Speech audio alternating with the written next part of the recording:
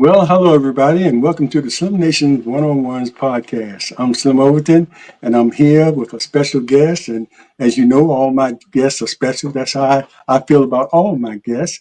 But she is a special guest, and we had talked about doing this some time ago, and we finally got back to doing it. And if you watch the Slim Nation, I like to feature local authors and hear about their journey.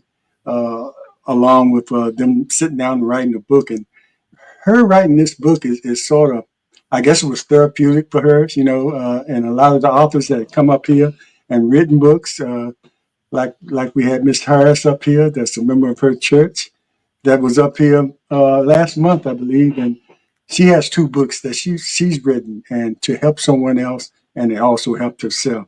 But let me tell you a little bit about Miss Kimberly Bright, who is my guest. She's a retired teacher and a literacy coach. And I want to ask you about that literacy coach and 30 years of experience in teaching. And she has a Bachelor of Science in early education from the Norfolk State University. We hold the Behold. green and gold. And Yes. what I say to that, for real, the maroon and steel of Virginia Union University, HBCU. But Yes. anyway, she has a Master of Arts in Elementary Ed from Hampton University. So she spread that HBCU thing around.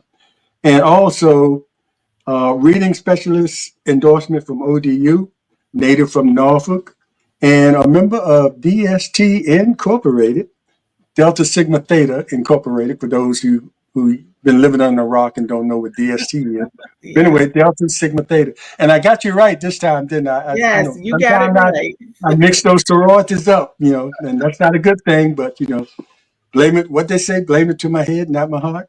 Yes. But and she's an active member of her community and a member of the Literate Library Board Foundation in Portsmouth, member of Little Grove Baptist Church in Suffolk, usher, where she's an usher and a member of the Women's Ministry, the Women's Fellowship Ministry. Got that right.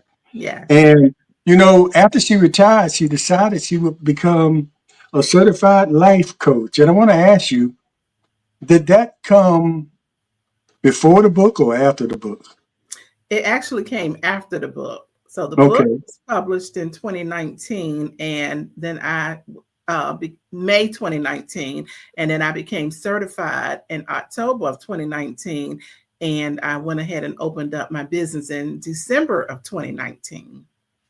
Okay. And the book is called You Were Not Created to Live This Way, and the subtitle, Facing Your Fears, One Faith Step at a Time. And let me show you the book. I hope you can see it okay there in the lighting. And I want to show you something else that I just got today. And this is Life is a Journey, and it's a journal. It's a journal that you can do your day to day. And she will talk about this and why this might be important. And I got this because this is what I'm going to start doing. I've never been a journal writer, but after reading her book, and it seems like it's something I could identify with some of the things that you talked about, Kimberly. Yeah. And I had already ordered the book. And when the book came, I said, okay, it's right on time because I'm going to start using this because I believe in some of the things you said. So I'll give you, of course, I'm going to give you a chance to talk. That's okay. You're fine. But You're doing just fine. I want to ask you a question, and you wrote this book, and a lot of times we know Kimberly as a grown. Oh, let me also mention you're married to Roger Bright, and you have three grown children, raised children, and all those other things I mentioned. All this having a family was a part of that too. So that Yes. was a balance that you had to do to make sure you gave that time to your family and your students. They were very important, and yourself. So that's what that book. When we get into the book, that's we're not going to tell you everything because we want you to buy it. We want you to purchase it, but we're going to give Absolutely. you some ideas of what she was trying to accomplish with the book. But I want to ask you: you grew up in Norfolk. How was little Kimberly? As you start off in the book talking about fears, and all of us have fears, and some of us don't like to admit it, but some of us do, Right. because you have to come to grips with it in order to face it and deal with it. That you have certain fears, and I'll tell you my experience later. But what as growing up in Norfolk as little Kimberly, what kind of fears that you have as a little girl, if you had any? Because we all had. I used to sleep under the sheets in the bed, like that would keep me from protected from anything, but I felt safe under those covers. So, what kind of fears that did you have as a young child? Because some children have some real serious issues with fears that Well, really can affect them. I'll take it back a little bit further. So I Mhm. was actually raised by my grandmother. My mother died at an early age of 33. My dad was in the Navy, and it was decided that my grandmother would raise us. So, she was a little bit old fashioned, of course. And she just didn't believe in a lot of, you're afraid of this and that. Go on and do it. One of my biggest fears, I will say, were cats, Oh, black cats to me. To just cut to the chase, to get to the point, the black cats were really something that I feared. with And the yellow eyes. yeah, there were a lot of cats in the neighborhood. There was an SPCA down the street. And I didn't know at the time those cats were called feral cats because they were out in the wild and they hissed and they fought each other. And, they were surviving for food and scraps. And so I was afraid of cats. And there was a seamstress that lived across the street. And I tell about this story in the book. And everybody was gone that day. And I was the only kid at home. There are three of us, three siblings. So my grandmother needed her dress for church. And so she asked me to go across to get the dress. And I said, I really don't want to go. And I began to cry. She said, go on and get that dress and stop being foolish. And so that was the longest walk across that street. I tell you, I was just so terrified. And the seamstress saw me. She had one of those closed in porches. Hmm. She came in, she saw me, she said, girl, get on across this street. That's just how they talked to you back in those days. Hmm. And so I went on across, I hurried across the street and got the dress and ran back. And I tell you, it was just a major thing for me being a child. I don't know if it was because I was 6 years old when my mother passed away, if some of that had something to do with it. Not having my mother, facing death at an early age. But those were some of the things that I experienced as a young child, just being afraid of just almost about everything. And my relatives would say, you're like your mom. When she was young, she was afraid of everything too. So that was the major thing. Cats were one of the things that really got me, that I was really afraid of growing up. Other things would be, as most kids are, witches and monsters and those types of things that you see on television. I remember that the Wizard of Oz came on every year, and they featured that witch with the green eyes, and she was just terrible looking. And oh, I cried so hard. My grandmother said, just go to bed. Go. Good night." And my cousins, they tease me to this day about, you were afraid of the Wicked Witch. I was like, yeah. I mean, I was a 6-year-old child. Yeah, yeah. We're older. I was the youngest. And so those were just a few of the things. Dogs, big dogs, not the little ones, but those were some of the things that scared me as a child. Yeah, and some of those things like the witches and things that we see on TV, it might be certain uh, personalities we see on TV, and for some reason that scares. And some of those things we can grow out of, but some of the fears that we have manifest itself into phobias, which is a medical thing. Where you really and people don't understand. Like you might be scared of a fly and you go off when if a fly's around you and people look at you like, what is wrong with you? But to you, that fear is really serious and legitimate. I mean, you could hurt yourself trying to get away from that fly. And a lot of people have those phobias and those fears. And then the fears can grow into something even larger, just anxiety and like you talked about in your book, where anxiety attacks and where you never know when it's going to happen, so you try to take precautions to make sure you're not in a position where you might it might be dangerous if you have a panic attack. You know, Absolutely.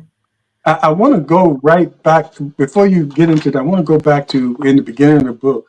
Yeah, I think a lot of authors go through this. They have a working title for their book, Yes. and it seemed like, okay, this is going to work. But you changed it, I think, right before you were about to publish, or what was the reason you changed it? I think it wasn't just this sounds better. I think it was some kind of epiphany or something that made you Well, change. I was sitting at my table eating dinner. The first title was going to be Facing Your Fears One Day and One Prayer at a Time. I had solidified that title. That was just going to be it. And I started working on the book and I was eating dinner and it just hit me.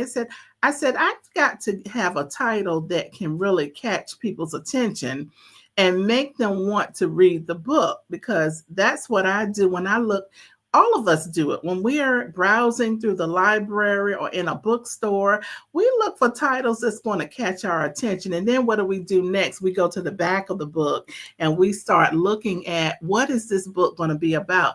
But I wanted that title to really catch a person's attention. And so I was sitting there thinking to myself, God didn't make us in his image to live in fear. And so that's when that new title was born, just sitting at Mhm.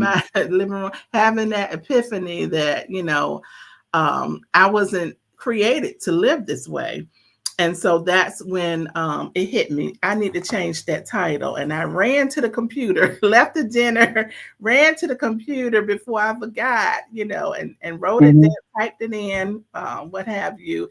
And that was going to be my new title. I loved it. Yeah, and the first title worked. I mean, it would have worked, but Mhm. this one, I seems that it fits better with what the content is within your book. Yes. It sort of gives you a description what to expect once you start reading the book. So, and I guess you can say it was like a God given Yes. title to you. Yeah. Absolutely. I really felt like God gave it to me. He said, "This is what your book is going to be about," and it's a book that not only is it going to help you, but it's going to help a lot of other people that don't talk about it. Like you say, a lot of people live in fear and they don't want to talk about it because you're not supposed to. Fear is. It's been a quote that said it's been referenced over 365 times in the Bible, so it Mhm. must be important, that word fear. And sometimes it's referenced as um, fearing God in a respectful way, but many other times it's referenced as being afraid. Yeah. Right, and so it keeps you from accomplishing things that you might want to do because you're afraid. Yeah. And someone will go ahead. Mhm. I'm sorry. Go I was ahead. just going to say it stops you from living your best life. Your best life, indeed. Mhm. And someone might look at you, and I Gabe talked about your career, 30 years, and it takes something to what grade students did you have? I taught kindergarten, first grade, and third grade. So that's even that's brave. That's Yes. brave. And so someone would look at you and say, okay, this is for 30 years a lady that was around toddlers. I mean, the Was youngest of the young, yes. you know, shaping those minds.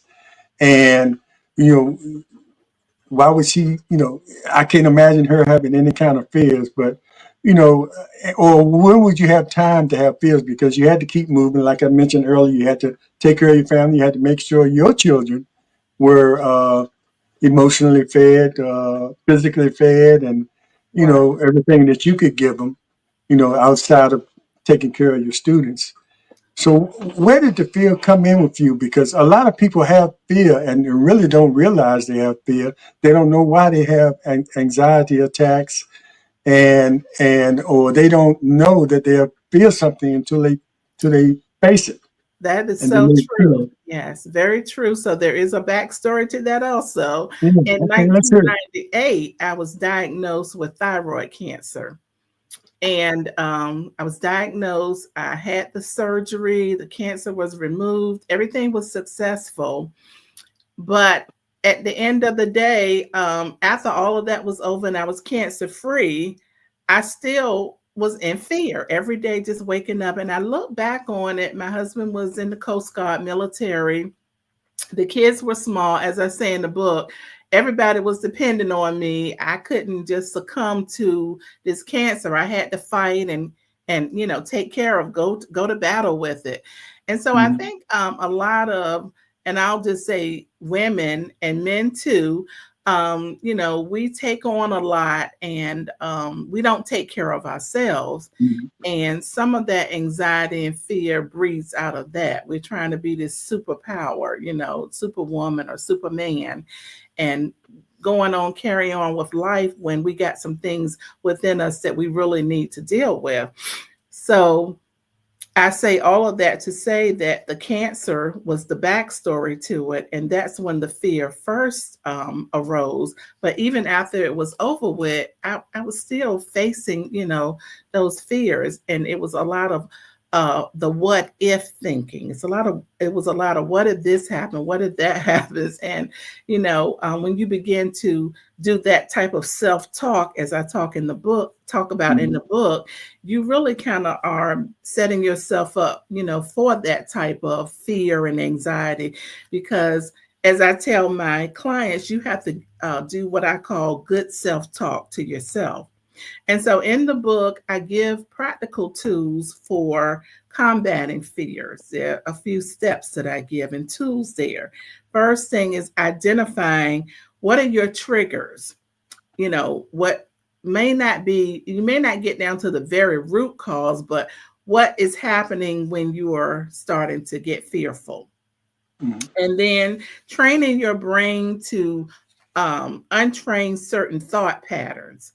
You're thinking about what if this happens, or this might happen, or you know um, what if I get on the plane and something happens and turbulence. You're already creating it when it hasn't even occurred.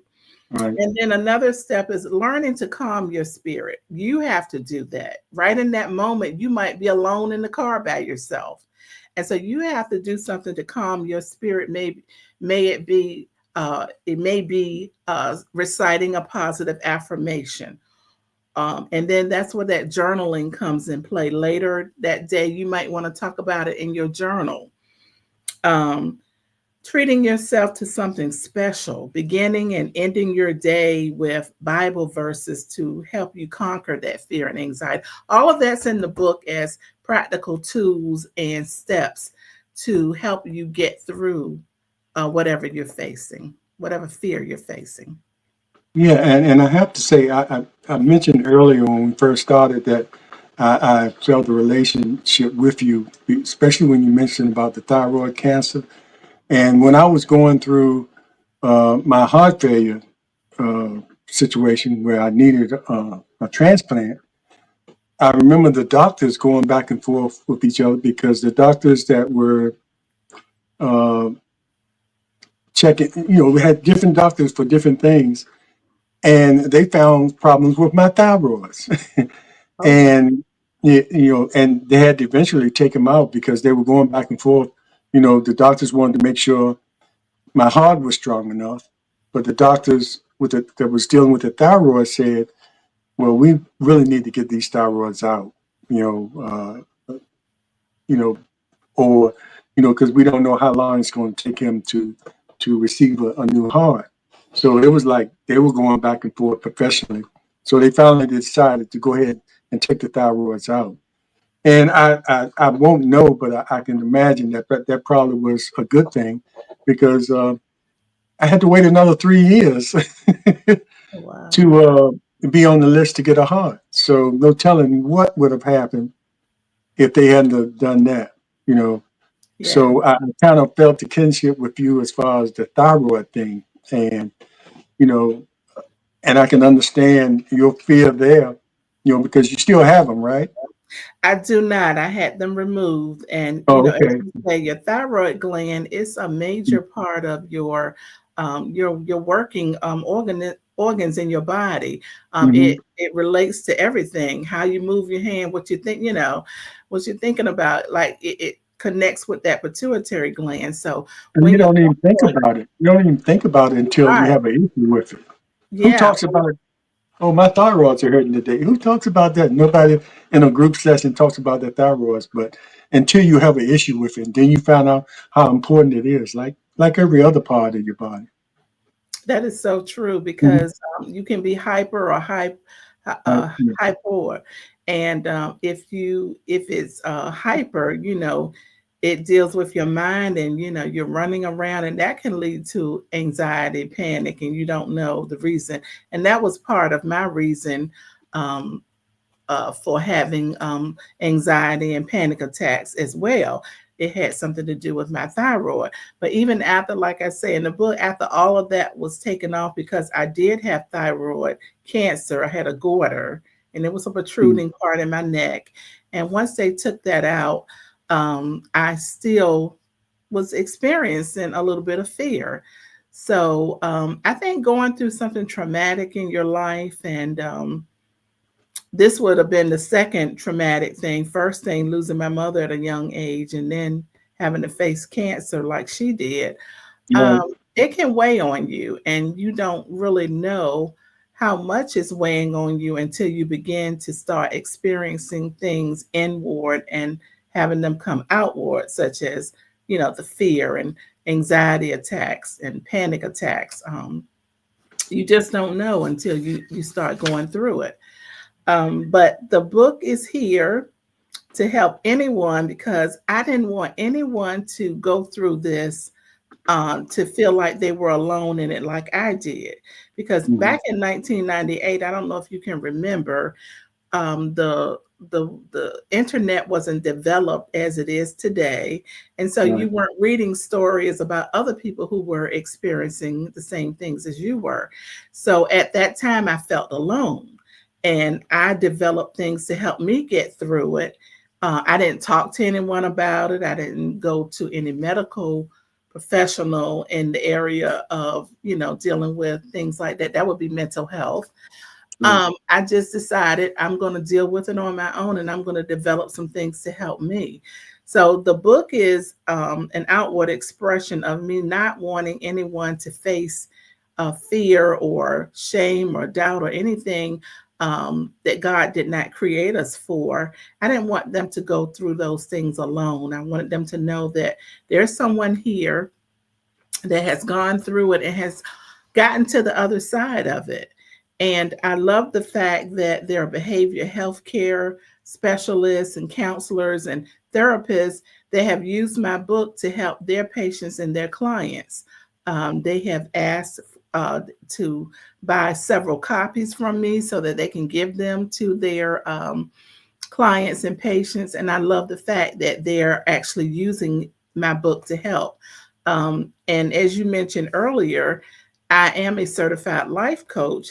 And so I love that's why I put the little journal part in the book, so that as the reader is reading it, they can kind of reflect and participate right along in the book. And so that's what the behavior healthcare specialists and counselors were doing. They were having their patients and clients to go right along with me on my journey by reflecting and putting their thoughts in the book. And so later on, this is where the journal comes in. I said, Mhm. well, as a life coach, I need something that delves even further with helping people. And so that's where the journal was developed as I became a life coach. And in working with clients, I wanted them to first, in their journal entry, come up with a positive attitude, positive affirmation. And then, what scripture, if they, are a religious or person of faith, their thoughts, and there are other things. I won't reveal all of it. So you can go out and buy the book, but there are steps in here that you can jot your thoughts down in a methodic way, not just haphazardly. And then I will say there's a section at the bottom that says celebrate me, because Mhm. oftentimes we don't celebrate the little things that we accomplish in life. And so sometimes you just have to toot your own horn. You have to encourage yourself, and you have to celebrate yourself, because there are things that you are doing that no one else is doing that is awesome. And you need to really take time and celebrate you for the little Yeah, things and that you accomplish, especially as well as the big things. especially those milestones you set for yourself that nobody else knows, but you Absolutely. when you achieve them. And Yeah, so, you can't get it from somebody else. You have to give it to yourself because nobody else knows that, hey, I'm going to do this today. It's that's something right. you've done for yourself. I wanted to add something that something else that's a lesson in this book, and I often talk about this when I talk about my journey, my health journey, is being able to advocate for yourself, even in the presence of professional doctors, because in one case you went to one doctor, you're concerned about the lump or something like that, and they say, okay, that's nothing right now, and then you had to go to someone else or a specialist. So you have to advocate for yourself because some people just say, okay, well, the doctor said I'm fine, and and I was good for speaking up. You weren't going to send me down and do a test unless you told me what that test is for. What are y'all looking for? You know, Right. don't send me down for a test and then come back and say, we found. No, I want to know. So you have to advocate for yourself, You and absolutely so have to, because I know you know your body, you know what you're experiencing, and you are the first one that needs to speak up and say, "Hey, this is what is going on, and I need some help." And so, yeah, that one doctor kind of blew me off. And even though I told him I have a history in my family, my grandmother, my aunts, they all had thyroid, my aunt and an uncle, all of my mother's siblings and her mother, they had thyroid disease. And I have thyroid disease in my family. They had thyroid disease, some cancer and some not. So I told the doctor this information and he kind of blew it off. And finally, as I kept looking at my neck and seeing that the goiter was getting larger, I had to insist. I had to almost get, indignant. I didn't want to, but mhm. I sat there and I remember that day. I sat there and I was almost yelling to say, I really need you to take me serious and send me to a specialist so that I can see what's going on. And he did. And when I came back to his office, he was my primary care physician at the time. And I went to see a specialist, and the specialist, I'll never forget, I was at work teaching my first graders, and I got a call, and he said, I need you to come into my office. And I said, oh no, this can't be good. Mhm. And he told me right there on the phone that, when I did the biopsy, we did find something. And so I need you to come in.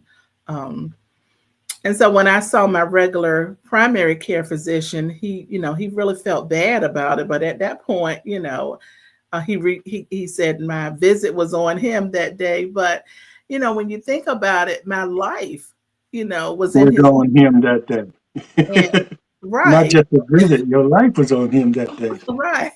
So Yeah, you have to go couldn't out and take that back. advocate for yourself, and you have to be insistent on getting to the bottom of what's going on with you. You know how you're feeling and you know what's going on. And I do write about that in the book as well.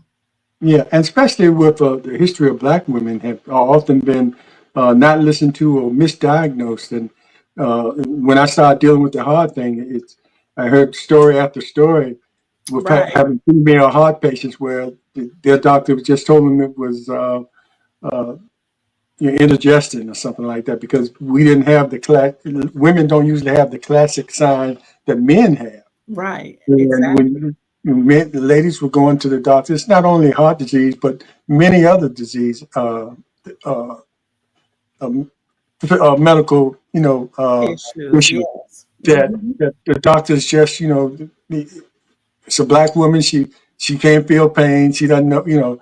So it's important, especially as a Black woman, even today, to make sure you respect the doctors because that's what they do. But you don't have to take everything that they say if you feel different. That's You right. have And to you just can speak up. always go get a second opinion, go to another doctor. If that doctor doesn't make you feel comfortable, that's the first thing I do. I learned from that experience. That doctor retired. And when I got my new doctor, I had a talk with that doctor about, my concerns and what I'm looking for and how I want to be heard. And, Hmm. of course, that respect for their profession was there, but I let them know that, I will advocate for myself and what I feel because I know my body and I know it well. So, yes, you have to do that for yourself. Yeah, and another way I look at this book is also a bridge to and as we talk about mental health, and you mentioned about you didn't want to, and it's been a stigma in the Black community that Yes, we do not. You heard certain other races talk about my shrink this, my shrink that, with no shame. But and we are better now. We're better right. now. But at one time, you would not admit that you had any kind of mental health issues. It was just like a stigma in the Black community. We had people in our communities, we families that had one person we knew something was wrong, but we just accepted it. And I think back sometimes some of them could have gotten help, but they just Absolutely. accepted that person was like that, and not to make him better, but to make his life better. They could deal with him on his level, but they Right. would put you in the regular class, Yes, and you are you absolutely didn't right. belong there. Yeah, And I so talk that's about that important in the too. book as well. I Yeah. talk about the fact that in 1998, like I said, we weren't talking to each other as much about mental health or anything that was going on with us within our bodies. And as social media developed and we all are, listening to each other and uh, things are coming out about mental health. But I do say in the book that it's okay if you need to talk to someone. It's okay if things are not going, well. It's normal to not be okay in some cases. In the Mhm. world today, if you're feeling a little anxiety, it's okay because of so many things that's going on. But if you get to a point where you cannot control your thoughts or your anxiety or whatever Take you're it to going another through, level. it's okay to seek help, to ask for it. Mhm. If you can manage it, then you're fine. But as you say, it was taboo, it was a stigma. And I think I felt that in 1998. And today, and I talk about this in the book, you can even go online and get yourself a therapist and Mhm. speak to a therapist online virtually. So it's no excuse today for not being able to reach out and say, I'm not okay and I need some help. It's Yes, okay to do that. yes, and a thing I got out of the book personally. That's why I was telling you. I wanted when I got the journal. I said, okay, I'm gonna start doing this because I and if it gets worse, I'll take it to another level. But sometimes, you don't realize you got to be able to identify what's going on with you. Lately, I've gotten to the point where sometimes some places I drive, like if I'm on a tall bridge, I get, and I used to could just do it with no problem. And some long distances, for no reason, I tighten up, and I don't know what the reason is, but I'm gonna start writing it in the book. So if I have to take it to another level, I'll have some references that Absolutely. this happened while I was doing this, and that would help the professional therapist or psychologist or psychiatrist to sort of pinpoint what exactly is going on with you. So Yes. that's why I think it's going to be important for me. And, Hmm. and you don't normally hear about men and journaling.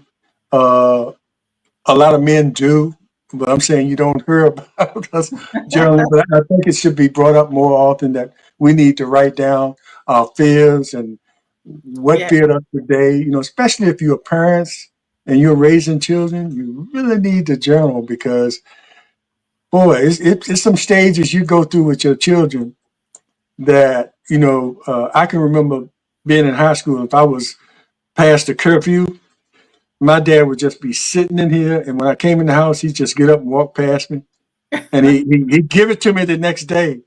But as I got older, I realized he was sitting there going crazy, because I wasn't normally I followed the rules. Right. And when I wasn't there, he's hearing sirens. And today we don't only hear sirens, we hear gunshots. That's right. That is So a parent today needs to take care of their mental health in the beginning, especially just by looking within themselves. and following some of the suggestions you give in this book, for them to do. Yes. Well, you absolutely said a mouthful in terms of journaling. It is a reflection of where you are at that point in time in your life. And the wonderful thing about journaling is you can always go back to this book, Hmm. whatever book you have, or a blank book, whatever it is, and you can look back on where you were at that time and where you are today. Um, you can look back and see how far you've come with something, with an issue, if you were going through something. And like you said earlier, if you do decide to talk to a therapist or a life coach or a psychologist, you can take this book. It's a great tool, like I said earlier, for behavioral health care specialists, therapists, life coaches, because you don't have to try to think about what was going on, what was triggering you, where your mindset was. You can pull it out right here. There it is, right there in the book that tells you what was going on. And that will help you to say, wow, this is my trigger. While I'm Yeah. driving, I must be thinking about something that's causing me to have this problem. Or while I'm taking a test, I start getting panicky. It must be something going on around this time when I'm doing this or I'm doing that.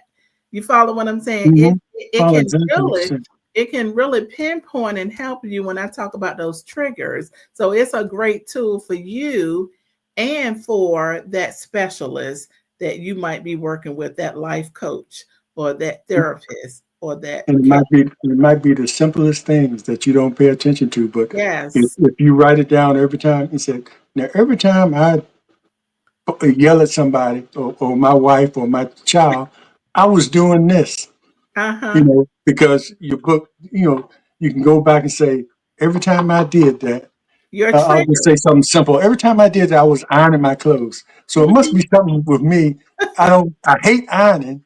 You're right. And when I'm ironing, that's the way I react to people around me. Absolutely. Yeah. Something as simple as that, that you normally wouldn't be able to explain. I don't know why I'm fussing it, but people come around you and you let them know, and they won't come around you when you're ironing. That is so true. That is I know so that sounds crazy, but you know, things have been crazier the way people act or react to certain things. So, I really enjoyed the book, and you enjoy. And another thing I like, in the end, you had all these scriptures that associate, because you lead a spiritual life. Has that always been the case for you? You grew up in a spiritual home where, because a lot of us grow up in that type of home, and then we have that period, maybe or maybe not, where we kind of go away from it, go to college and right. experience something else, or at a young grown age we clubbing or something like that. But Yes. that seed was planted, and we always come back to it. So has it been a continuous thing for you, or Well, I did will you say experience the you growing pretty pains per se? I will say you pretty much described my young life. I was reared in the church, as I said in earlier and in the book. And the teenage years, you think you know more than everybody else, and the grown-ups and your spiritual leaders. And so Hmm. you kind of backslide, and you want to do your clubbing and your partying and whatever. And then as you get older, young adult, you realize that, and it's a great thing that you have that background, because you didn't go too far from it. You didn't fall too far from it. So now you can get back into it. And so as a young adult, I reconnected again with my childhood church in Norfolk, Virginia, the great Hmm. St. John African Methodist Episcopal Church. I'm now a Baptist, but I was raised AME, and Hmm. I got back into church again, and the rest, as they say, is history. I didn't leave after that, but yes, so I started out, and that's what happened. Exactly what you described. I had church at a early age. So getting back to the book, Hmm. the scriptures, you can't forget your background. You can't forget that you knew God and God knew you before you even knew yourself. And Hmm. so when you think about the scriptures that help you, I pulled a variety of scriptures that deal specifically with fear. And so what I wanted the reader to do was be able to go and reference those Bible verses so that in the time of trouble and when you are in the throes of it, when you get through it, you can go back and you can see some of the things that God promised us in terms of never leaving and forsaking us and helping us to, kind of get through some things. Um, I will just go through one of the Bible verses. Yeah, I wanted to, Yeah, one that one of your, I know all of them are your favorites, but all of them are really good. because in any situation in life that you're going through, you can find it in the Bible, and but some people are just, it's such a enormous book, and people don't know where to go to find it. But Right. this And really so helps I people wanted to find. pull, yeah, I'm sorry, go ahead. Go ahead. I was saying this really helps people find what's associated with fear, and like you said, it's referenced all through the Bible. So Yes. this helps you. People. And, and so it's nothing I made up, but I wanted it to be readily available. Obviously, I didn't make it up. I wanted it to be readily available to people as they went through it so that they would have it right here as a reference. And so I just gathered a few of them, not all. This is not the complete list. And as I said, you can Google and go get more if you want. But on Hmm. page 98, one of the ones that I really like is there is no fear in love, but perfect love drives out fear because fear has to do with punishment. The one who fears is not made in love. And I'll go a little further talking about that word love. This is Hmm. in chapter 9 on page 83. And I talk about in the book where I was at a conference and I heard a speaker ask the audience, what is the opposite of fear? And so a lot of the responses were courage. Some responded with faith. I myself thought faith. I was thinking faith. Well, to my surprise, the speaker responded with love. Hmm. Love is the opposite of fear. I would think love the opposite of hate.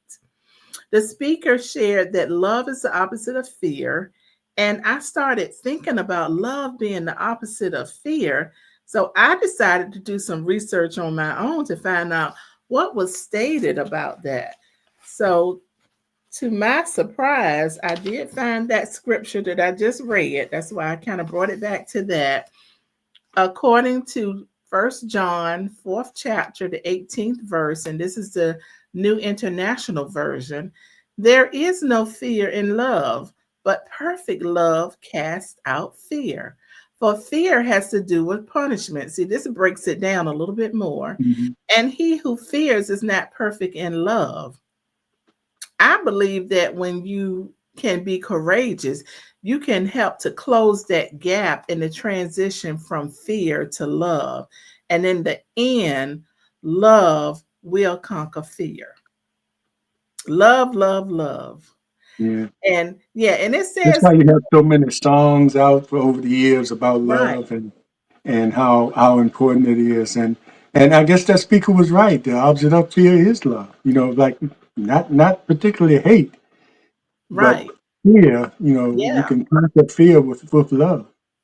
That's right. And it Mhm. also says to me that you have to love, that self love comes in there too, Right. right? You have to love yourself unconditionally because if you can love yourself as Christ loves you, then certainly that fear doesn't come into play, right? Right. Be sure that, when you are loving, seek those relationships where there's a healthy dose of love present, I always say. Because if you're in that healthy, loving environment, then you don't get all of that fear that is, coming into play. Love is surely a distraction to psychological fear. When you love yourself and others and you surround yourself in love, surely you will flourish and can be freed, from fear. I was reading that from the book. Amen. So Amen. yeah.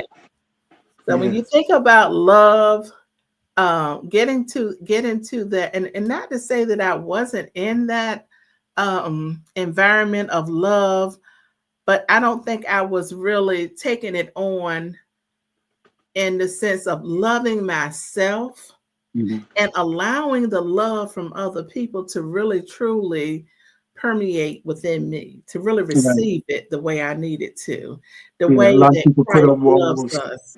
to block because they don't trust, you know. Right, exactly.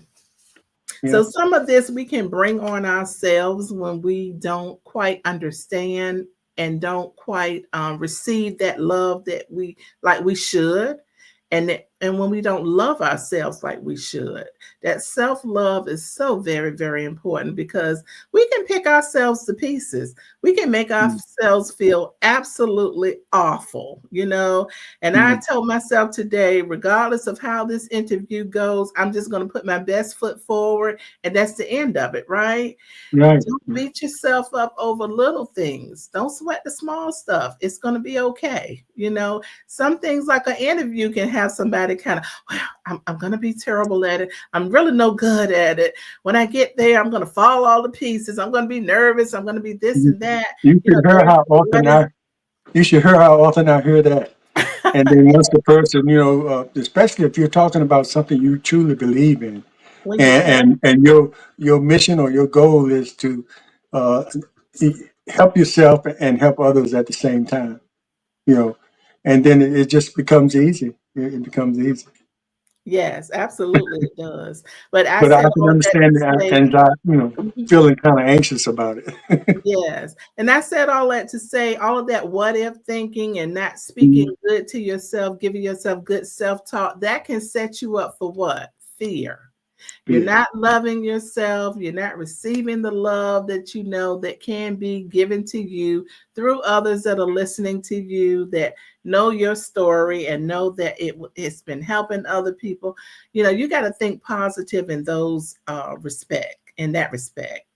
And so I said all that to say that you can actually set yourself up for fear if you're not careful.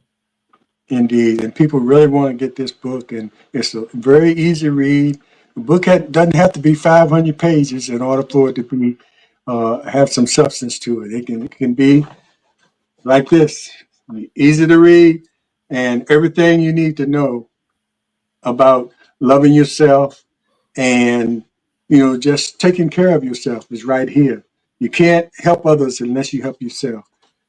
Before we go, I just want to ask you, this is about the book, my respect for teachers uh, is up there high with my respect for nurses and doctors and lawyers and everything. So you got 30 years in the classroom. So I know it's been good years, bad years, and not because of the children, they're just there, but just life be lifing, as they say. Yes.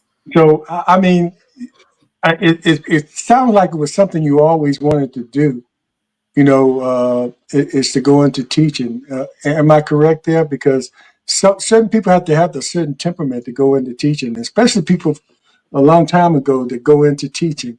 Yeah. They really feel it as opposed to.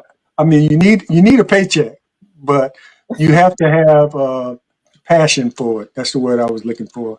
Yes. So, how would you describe those 30 years that you have? Because most time I ask a teacher, "Do you know how many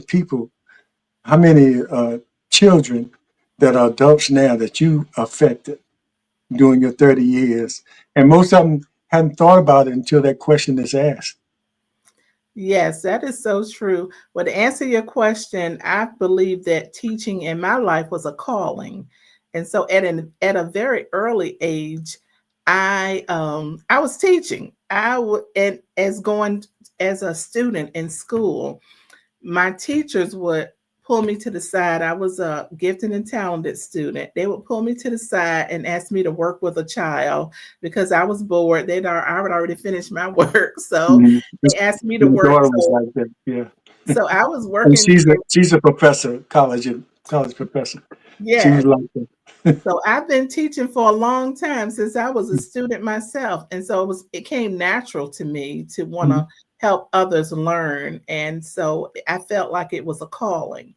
And so it was never, what am I going to do when I grow up? I knew what I was going to do. I knew my mother was a teacher. Well, she studied to be a teacher at Norfolk State. They called it Little State back in those Mhm. days. And she never fulfilled that because she died at an early age. She Mhm. raised her kids first. And I will just say that it was never a thought about what I was going to do. I was going to be a teacher. And so I went to Norfolk State, as you read earlier, began with early childhood education.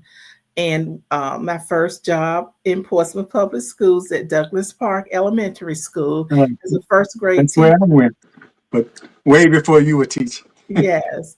And the other part of the question was, what kept me there, for that length of time. As you stated, it was a passion and a calling. And I really love to see that child discover learning and have a Mm, love for learning and to flourish and to grow and to grow up to become a wonderful citizen. mm, We always had that mutual respect. Even though I was firm, I was loving, because back in the day, you just didn't allow kids to just, jump up and disrupt and do everything. But we had mm. a good time. Had a Even good though I was time. firm, we had a good time. We, holidays, we had a great time, parties and so forth. But the children knew that they were going to learn something in my classroom, and they knew that I cared for them. They knew that I was passionate about what I did, and they knew that I I cared for them. They knew that I cared, that they learned. They knew that I cared, that next year they went to that next grade level ready and full of success. And I must say that I kept up with some of the students that I taught. So proud to tell you that I have a pilot out there flying the Mm, friendly skies. I have designers. I have an NFL player out there. mm, I have entrepreneurs, some that followed that went into working in daycare facilities and later getting their teaching degrees. Uh, I love the fact that the kids found me on social media and wanted to be my friend and wanted yeah, to tell how me about about that? the impact that I made in their lives. I run into their parents sometimes in the stores and in the mall, and they tell me how they're doing and how the impact that I made on their lives. And I just love it. I love to hear it. And what's amazing to me is to hope you see these comments that I'm putting up here. What's amazing to me is I'm 70 years old, and to be able to still know my second grade teacher, Miss Dorothy Mott. Oh, And it's amazing when I'm in her presence. I don't even want to tell people she was my second grade teacher because she looks so good. But I remember all of my teachers from the first grade all the way through high school, and most of them through college. That was different. Some teachers I had for one semester, so but I remember all of my teachers because they were so important to me. And like you said, we were disciplined, but we had fun. It was right, nothing taken away from us because we were disciplined. And if we were, it was because we deserved it. And you had the parents' approval to do that, because you had a significant time with those children during the day. So right. I You really didn't have a appreciate it. lot of discipline problems back in the day that I taught in the early part of my teaching career. Because, like you said, you just call the parent, they say, you know what to do. And so, you didn't do it, but the children didn't know, the parents said, you know what to do. But Yeah, the children were so, they didn't go but so far. They knew how far to go. They told the line sometimes, but they were good. They were great kids. And it's something that's a proud part of my life I am just grateful that God blessed me to be someone's teacher and to have an impact on so many lives. I will tell the story of one little boy when Mhm. I, I told you I taught kindergarten first and third grade, but then later on I got my reading specialist endorsement and I became a reading specialist, which later they identified us as literacy coaches. But Mhm. the real name is reading specialist. Okay. And I would work with small groups of students. And I had one little boy, and one day he came up to me, and I'll never forget it. It'll stay with me the rest of my life. He said, "Mrs. Bright," he said, you just always smell so good." He told me, he said, "You just Just smell those so little good." things like that. And Yeah. I went home and I thought about it. I said, the fragrance that I wear affected him, and he liked the way I smell. And he told me that. He said, Yeah. and He one probably remembers that to this day. yes, they had a lot of compliments. And one little boy told me, "I love the way you wear your hair and you wear it in different styles." And I just really like that. And they Yeah. were just those kids were just so thoughtful and so kind and so well behaved during those days. And I know there are many, many more that are out there that are like that still to this day. Yeah. And it was just a good feeling to know that you impacted a child's life and that they will forever remember you, even if it's the way you smelled, the Yeah. smile Yeah. that you gave them, as well as that education that you gave them. Yeah. And I really appreciate that. And put one more comment up here, Orlando, Alina. Or Uh, Lena. I, you said you're a reading specialist, and I talk to you. See the books behind me, and I often talk. I'm a part of a men's book club where we get together and read a book and discuss it. And I really reading is so important, especially now with they trying to ban everything. And you can go anywhere in the world by reading a book. And I think one of the jobs of a reading specialist, students can learn to read, but you have to learn how to comprehend what you're reading. Absolutely. And that's the most important thing. You can go through a book and read it, but if it's not sticking up here, and we found out over the years that students have different ways of learning or accepting what they read. So I guess that's where the reading specialist comes in, Yeah, identifying that and making sure that those students get that special help. Because absolutely that, taking them in small groups, like you right. said, establishing rapport with them to see what they like, what their interests are in reading, and try to bring some of those stories into their lives.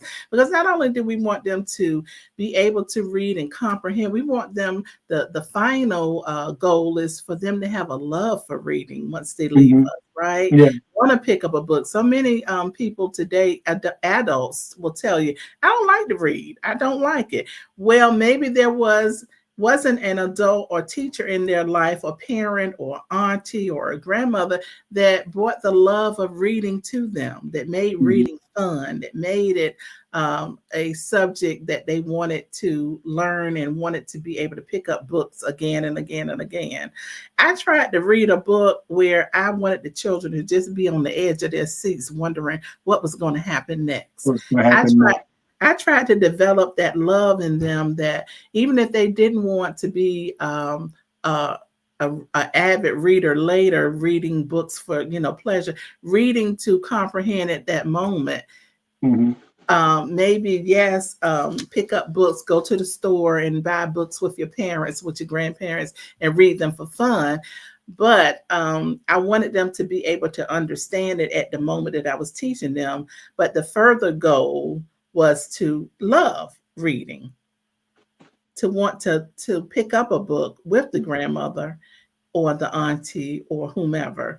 Um, so yes, I enjoyed teaching students to read, and if I had to do it all over again, I think I would choose to be a reading specialist all over again. Yes. And my daughter, I knew she was going to have a love for books. I would take her to the bookstore. She'd buy her books, and sometimes she'd read the book on the way home to the car. And I had to say, I'm gonna have to get you a library card so we can go to the library and get the books and check them out because she would just go through the books, and now she's a college professor of English. That was her major, and she taught a little bit in high school, but now she's teaching in college, and my granddaughter is following in those steps, Oh, wow. That's even though she's outstanding. just 7 years old, but she's getting to that point where she appreciates reading as well. So I just had to bring that up. I know we're talking about the book, but anytime I have someone in the teaching profession that has taught that long, or just taught for a little while, I think we need to acknowledge it, and all the people's lives that you have affected over the years, and not knowing it. I know how it feels when a student walks up to you, Miss Bright, you taught me at Douglas Park, Yeah. and they're grown. It's a great feeling, It's and a I great feeling. appreciate you shouting that out. I Yeah. appreciate that. Okay. And look, before we go, let everybody know again how they can get the book, and if they want, they can get I would suggest to get the journal too, so you can work on them both together. You have some spaces in here, but some people might want to write a little bit more. So, Absolutely. and then have their own stories that they want to identify here, but still have this book close by to reference. So So, tell everybody how they can get your books. yes. So, as you said earlier, you can buy them on Amazon.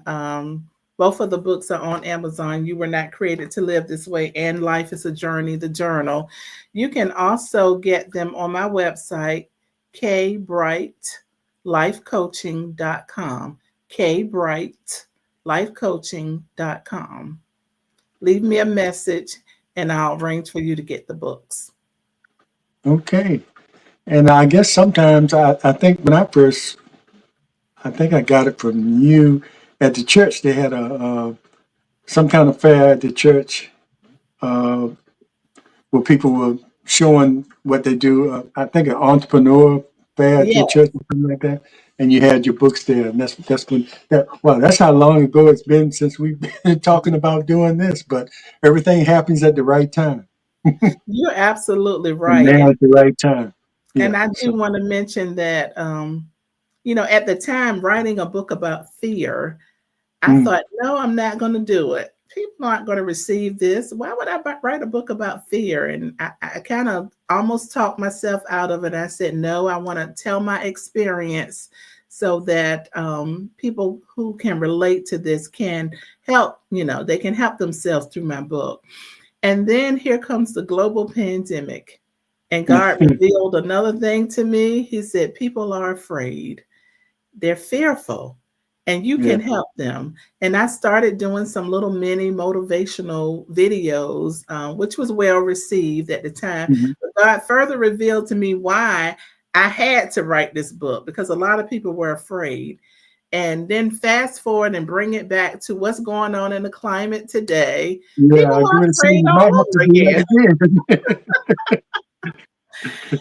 But it's, And, it's and it's it's nothing that we can't overcome because we've been on this earth and we endured all kinds of things that no other races probably could have, and so we'll make it through this, even though it's frustrating just to see what's going on. But that's another show, right? that's right. Absolutely. Just want to remind everybody that you were not created to live this way. Face Right. those fears. You can overcome it, and you can take back your life and live a healthier, happier life. Thank you so much for having me on your show. It was very easy having this conversation with you, and I really appreciate it. Thank you so much for the book and you coming on and the presentation you made tonight. And also thank you for your sorority, the Delta Sigma Theta Incorporated, for what you all do in the community, giving back. It's not all about, it started on the college campus for most of you, some in the grad chapter, but the work that you do is continuous. And that's what you all that's what you strive to do to be a help to the community. And we really appreciate everything that Divine Nine does. And I Thank just you wanted to so bring much that up.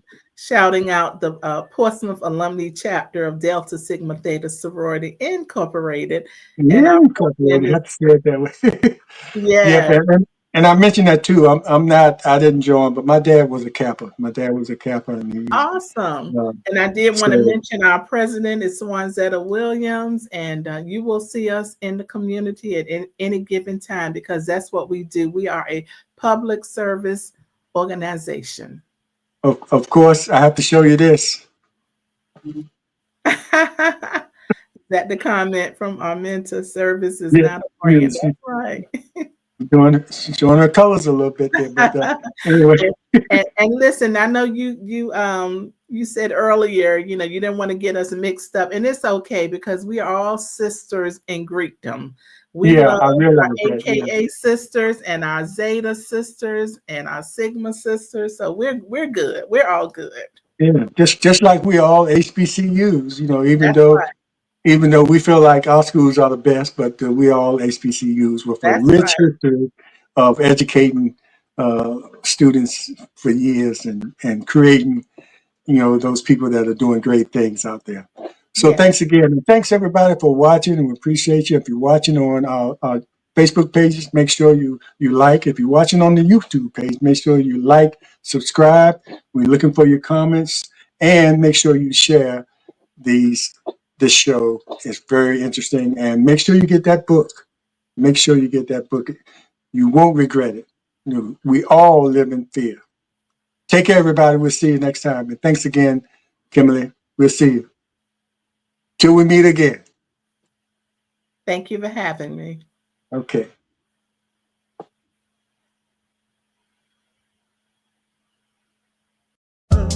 It's time for us to sit down at the table and turn this chaos into something stable. For love, one on one. We will not accept defeat, not on our land, not in our streets. Getting it done. Reaching out to save the youth, letting them know the truth. Slim Nation is where good conversations dwell.